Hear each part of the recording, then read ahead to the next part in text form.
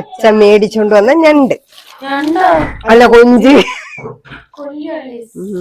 അച്ഛൻ മേടിച്ചോണ്ട് വന്ന അച്ഛൻ മേടിച്ചോണ്ട് വന്നതല്ലേ ഇവിടുന്ന് ഒരുങ്ങി കെട്ടി എല്ലാരും ഇറങ്ങിയതാണ്. പിന്നെ വഴക്ക് കൂടി ഞാൻ പങ്കെടുത്തില്ല. ഇവരൊക്കെ പോയി പോർട്ടിന്ന് വാങ്ങിക്കൊണ്ട് വന്നല്ലേ അമ്മ.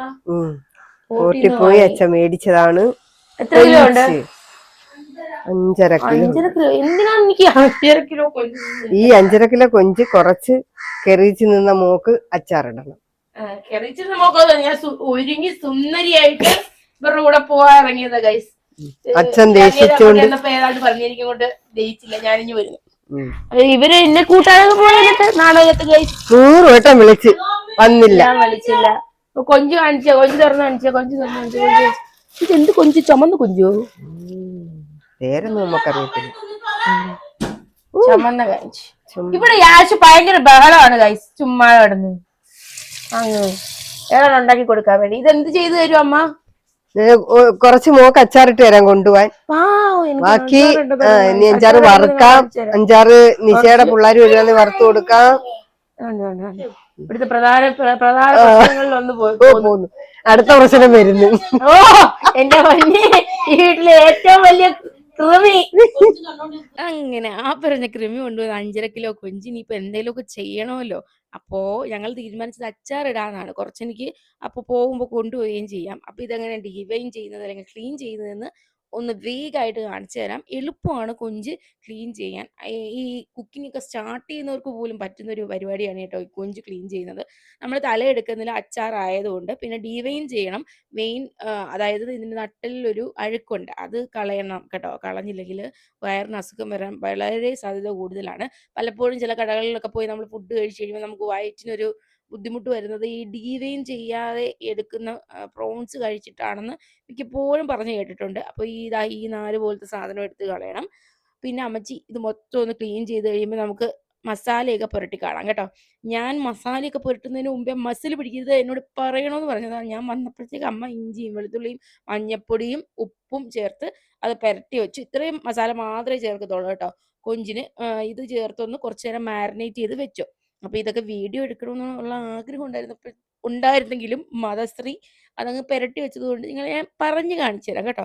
പിന്നെ എണ്ണ ചൂടാക്കി നല്ലോണം ഒന്ന് തിളച്ച് വരുമ്പോഴത്തേക്ക് ഇതിട്ട് വറുത്ത് കോരണം. വറുത്ത് കോരിയതിന് ശേഷമാണ് നമ്മൾ അച്ചാറിടുന്നത്.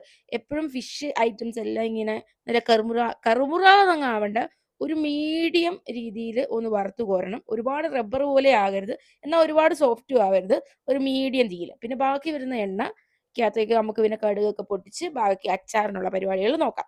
അപ്പൊ എണ്ണ ബാലൻസ് ഉള്ള എണ്ണ തന്നെ ഉപയോഗിക്കുന്നതാണ് നല്ലത്. ആ എണ്ണ നന്നായിട്ടൊന്ന് ചൂടായി വരുമ്പോഴത്തേക്ക് നമുക്ക് കടുക്, കുറച്ച് വറ്റൽമുളകൊക്കെ ഇട്ട് പൊട്ടിച്ച് അടിപൊളിയാക്കണം. എന്നിട്ട് വേണം അച്ചാറിടണം. ഈ അച്ചാർ ഒരുപാട് നാൾ ഇരിക്കും കേട്ടോ, നല്ല ടേസ്റ്റുമാണ്. വീട്ടിലുണ്ടാക്കുന്നത് കൊണ്ട് തന്നെ അതിനൊരു പ്രത്യേക മണവും രുചിയും ഒക്കെയാണ്. നമ്മൾ കടയിൽ നിന്ന് മേടിക്കുന്ന ചില അച്ചാറുകൾക്ക് ഭയങ്കര വിനാഗിരിയുടെ ടേസ്റ്റും അല്ലെങ്കിൽ അത് പ്രിസർവേറ്റീവ് ചേർക്കുന്നത് കൊണ്ട് അതിൻ്റെ കുറച്ച് ബുദ്ധിമുട്ടുകൾ എപ്പോഴും കാണാറുണ്ട്.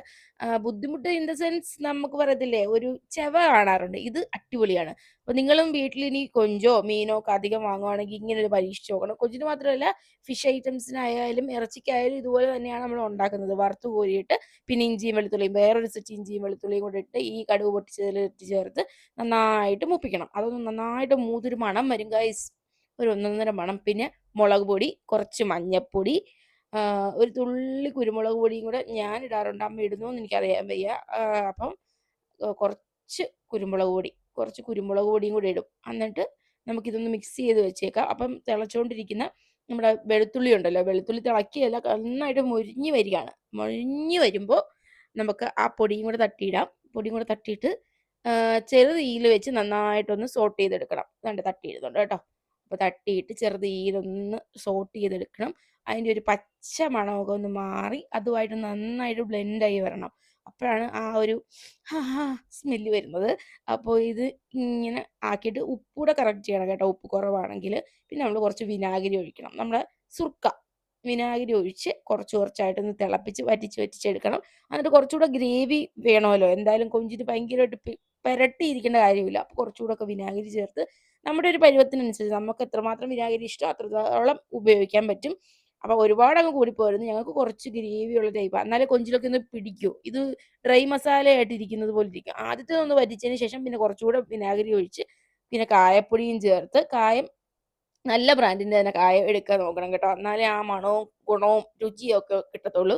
ആ കായവും കൂടെ ഇട്ട് നന്നായിട്ട് മിക്സ് ചെയ്ത് കഴിഞ്ഞാൽ നമുക്ക് കൊഞ്ചിടാം. കൊഞ്ചിട്ട് ഇതുമായിട്ടൊന്ന് ചേർത്ത് നന്നായിട്ട് എടുക്കണം. ജസ്റ്റ് ആ പച്ച മണം നന്നായിട്ട് മാറണം കേട്ടോ. അല്ലെങ്കിൽ ആ ഒരു കുത്തല് കാണും ആ മുളക് പൊടിയുടെയൊക്കെ. നന്നായിട്ട് അതുമായിട്ടൊന്ന് യോജിച്ച് വരുമ്പോഴത്തേക്ക് നമുക്ക് കൊഞ്ചിടാം. കൊഞ്ചൂടെ ഇട്ട് കഴിഞ്ഞ് കഴിഞ്ഞാൽ നമ്മുടെ അച്ചാർ സെറ്റ് ഗൈസ്. അടിപൊളി ടേസ്റ്റ് ആണ്. കുറച്ച് കറിവേപ്പിലയൊക്കെ വേണമെങ്കിൽ ഇടാം. ഞാൻ എൻ്റെ അച്ചാറുകളിലൊക്കെ ഒരു പിഞ്ച് ഉപ്പിന്റെ കൂടെ പഞ്ചസാരയും കൂടി ഇടാറുണ്ട്. പിന്നെ കൊഞ്ചച്ചാർ ആയതുകൊണ്ട് വേണ്ടാന്ന് വെച്ചതാ കേട്ടോ. ഇതുപോലെ നമുക്ക് മാങ്ങ ഇടാം, നാരങ്ങ ഇടാം, ബീഫ് ഇടാം, പിന്നെ മീൻ കേരച്ചൂരയൊക്കെ കിട്ടുകയാണെങ്കിൽ ഒരു കുറേ ബണ്ടിൽ കിട്ടുകയാണെങ്കിൽ ഇതാണ് കേട്ടോ ബെസ്റ്റ് പരിപാടി. ഇങ്ങനെ അച്ചാറിട്ട് വെച്ച് കഴിഞ്ഞാൽ ഒരുപാട് നാൾ ഷെൽഫ് ലൈഫും ഉണ്ട്, അടിപൊളി ടേസ്റ്റുമാണ്. കുറച്ചുകൂടെ ഗ്രേവി വേണമെങ്കിൽ നമുക്ക് കുറച്ചുകൂടെ വിനാഗിരി ചേർക്കാം. ഞങ്ങൾ കുറച്ചുകൂടെ വിനാഗിരി ചേർക്കുന്നുണ്ട്. നമുക്ക് കുറച്ചൊന്ന് മുങ്ങി ഒന്ന് ഒന്ന് പെരണ്ട് വരണം, അതിന് വേണ്ടിയിട്ടാണ് കുറച്ചുകൂടെ വിനാഗിരി ചേർക്കുന്നത്. പക്ഷേ ഈ വിനാഗിരി ഒന്നും ഓവറല്ല കേട്ടോ, ഇത് ഇരുന്നിങ്ങനെ പിടിക്കും. അപ്പോൾ അടിപൊളി ടേസ്റ്റാണ്. നിങ്ങളൊന്ന് പരീക്ഷിച്ച് നോക്കണം, ഞാൻ വെറുതെ പറയുന്നതല്ല, അത്രയ്ക്ക് ടേസ്റ്റാണ്.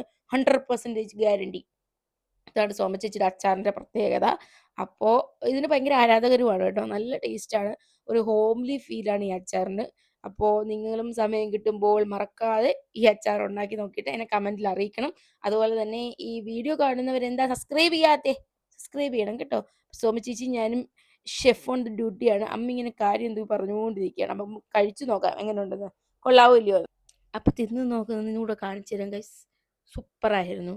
കൊഞ്ചിനൊന്നും അലർജി ഇല്ലാത്തവരും, ഞങ്ങളുടെ വീട്ടിലെ മിനിയമ്മയ്ക്ക് അലർജിയാണ്. അപ്പം നിങ്ങൾ ആർക്കെങ്കിലും അലർജി ഉണ്ടെങ്കിൽ കഴിക്കരുത് കേട്ടോ. അപ്പോൾ ടേക്ക് കെയർ, ബൈ.